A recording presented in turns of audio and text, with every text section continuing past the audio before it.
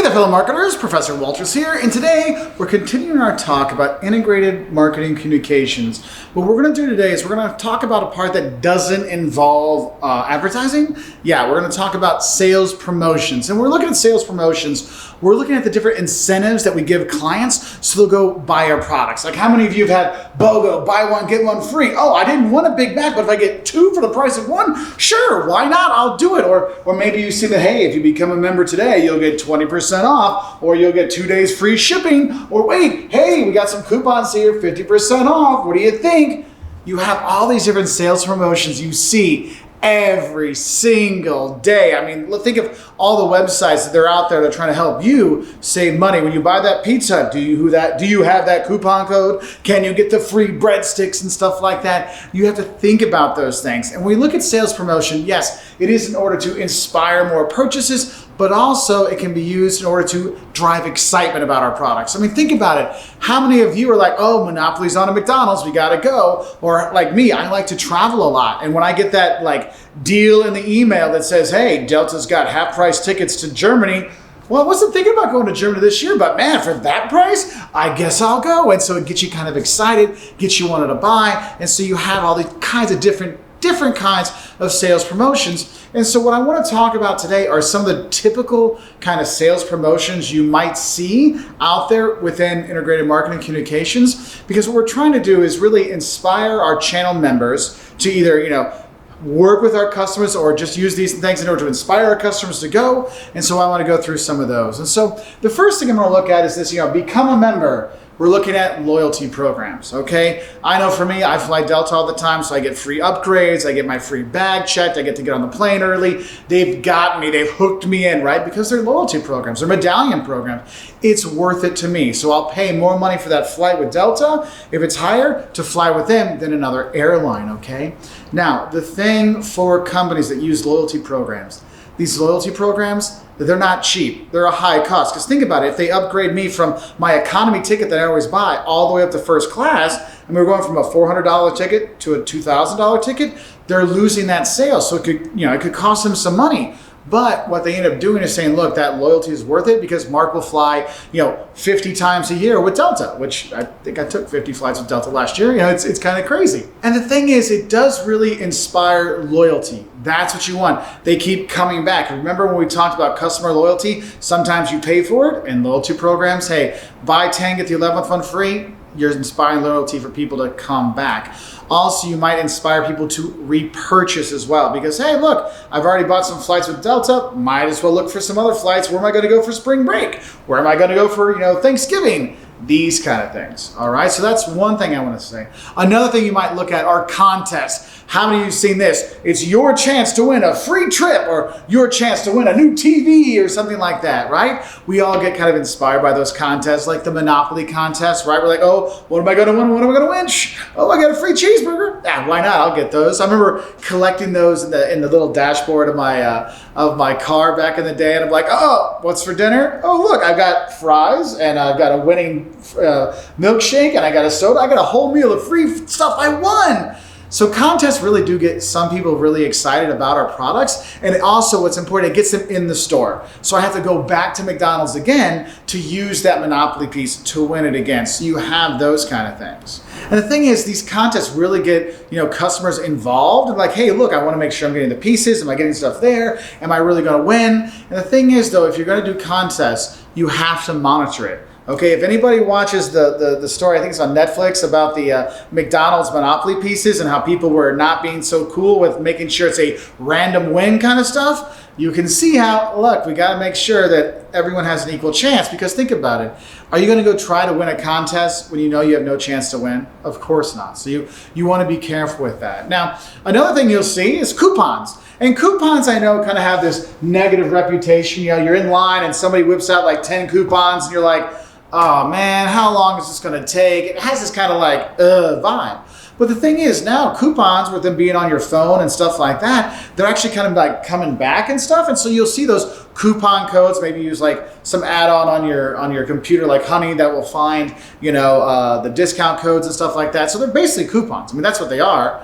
The thing is, these coupons, they're high cost because look, if someone uses them, I'm losing part of my sale. If I'm publishing them in the newspaper or sending them out, that can cost us money. So we have to think about that because, things like Groupon, you think it's a good deal for companies to people buy their products. But look, if we're going with Groupon gets part of the sale. So I'm not getting all the sales. So is it really worth it to me to get people to buy that way versus selling myself if I'm losing half the money to Groupon? Now, I'm not saying that's what the half money is going to Groupon. I'm just saying you have to think of the cost you have for using these coupons. But the thing is, these coupons do get people to buy. They inspire people to purchase, which is a really nice thing. But the thing is, coupons, the stores don't really like coupons because here's the thing is, you give them a coupon and then you pay less. So that store has less money for that product they just sold, and then they have to keep that coupon, send it to the retailer, the manufacturer, and then get a check from them later. So I might not get my money for a month or two. I'm like, oh, with that coupon, and my retailer,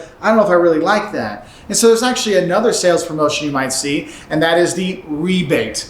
The rebate, this is what retailers love, okay? Retailers love rebates because if the person buys the product, right? They have the rebate. It's like, look, you pay full price, so Best Buy gets all the money or the grocery store gets all the money that the price is, and then they say, look, it's on you, customer, to go fill out these forms and get your money back.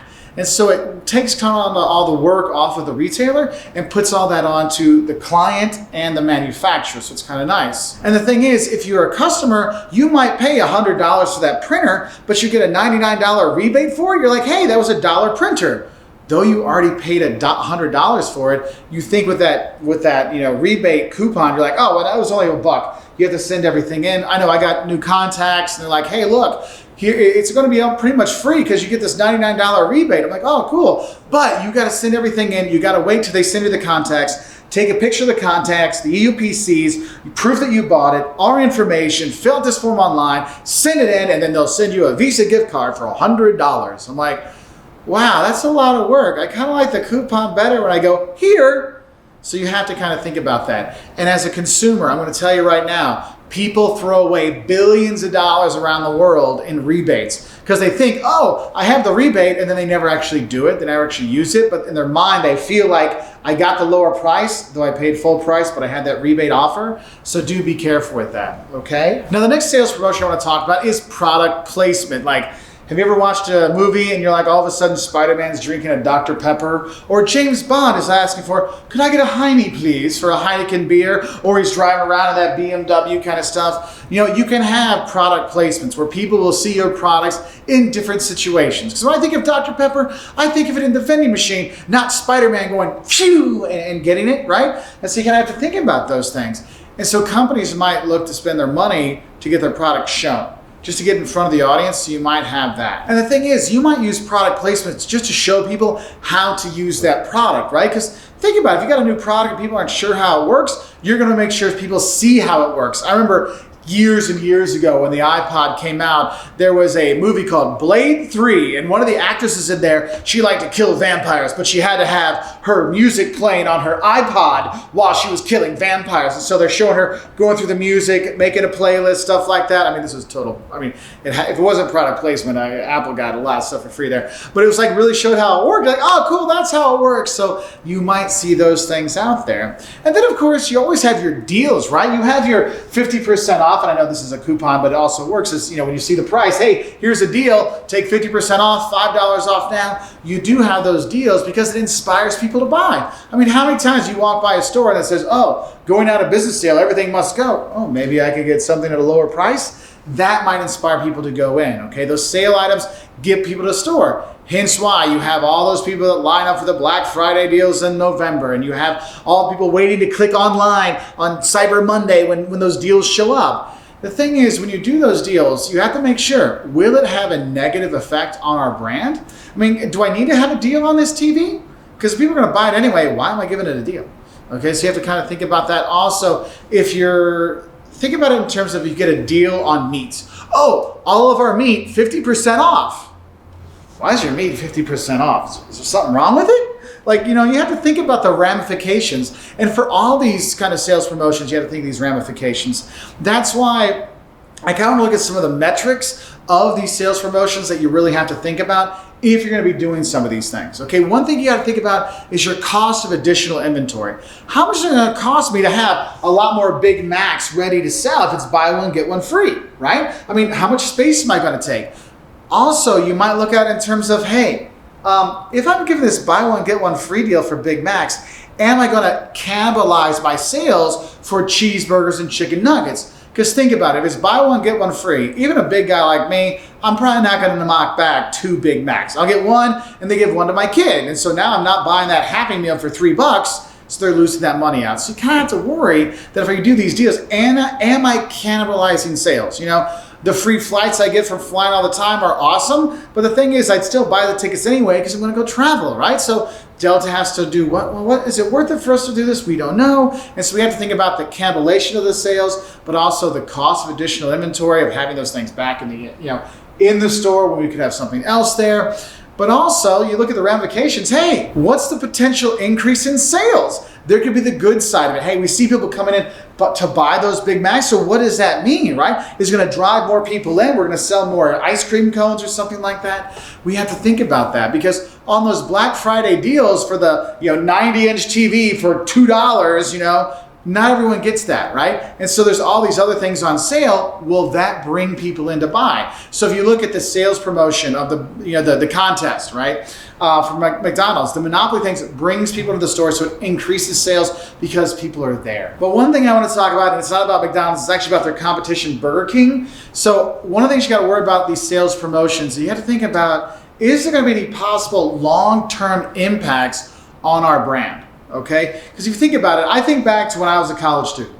And it was always 99-cent Whopper, 99-cent Whopper, 99-cent Whopper. So in my mind, a Whopper is only worth 99 cents. And when they stopped that 99-cent Whopper deal and made it $2 or $3 or something like that, my brain was like, wait a minute, I can't pay this much for it because in my mind, it's only worth 99 cents, right? And so you have to kind of think about that. And some stores kind of balance this. There's a store called Joseph A. Banks. It's a men's clothing store. So they sell suits and ties and dress shirts and stuff like that. And the thing is, their prices are a little high. But if you go on any holiday, because if there's whether it's President's Day weekend or Memorial Day weekend or whatever, there's probably going to be a deal where you get 3 shirts for the price of 1, right? And so people that know the deals know that, look, I'm going to wait until they have that deal because why am I going to pay $99 for 1 shirt when I can pay $99 to get 3 shirts? And so you have to kind of think of that long-term impact that these deals may have, okay? So there's a lot of stuff to consider when you're going to do sales promotions, but a lot of it really does help your business to get people in the doors and stuff like that and buying the products. And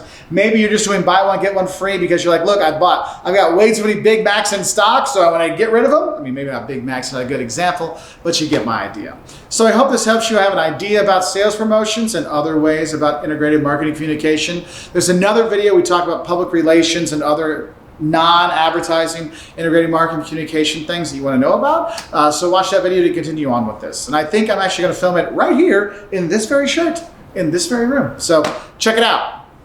Bye.